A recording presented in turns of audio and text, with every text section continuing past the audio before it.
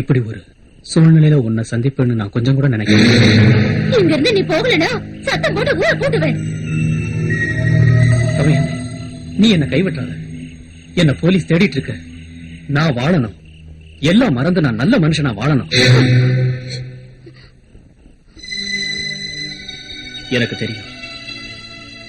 இதுவரை நான் தப்ப மட்டும்தான் செஞ்சிருக்கேன். உன்னுடைய வாழ்க்கையை கூட நான் பாழாக்கியிருக்கேன்.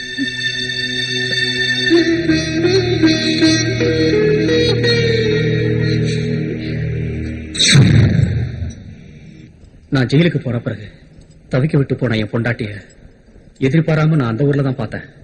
நான் பாசமா நடிச்சேன். காரணம் எனக்கு வேண்டியது ஒரு பாதுகாப்பு.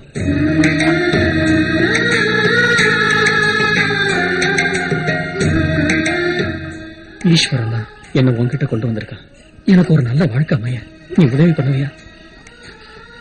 என்ன காப்பாத்துவில்லை?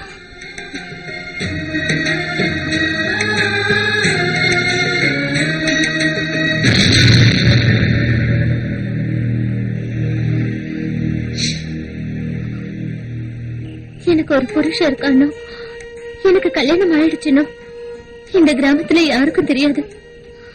உங்களை போலீஸ் பிடிச்சதுக்கு அப்புறம் நான் தனியால ஆயிட்டு என் உசுரை காப்பாத்திக்கிறதுக்காக ராத்திரியோட ராத்திரியா அந்த ஊரை விட்டு இங்க ஓடி வந்துட்டேன். என்னோட வயிற்றுக்காக இப்ப வாழ்ந்துட்டு இருக்கிறேன்னா போராடிதான் வாழ்க்கையை நடத்திட்டு இருக்கேன். என்னை காப்பாத்தினவங்க இந்த கிராமத்துக்காரங்க. உங்களை பத்தி கேட்டா நான் யாருன்னு சொல்லுவேன்?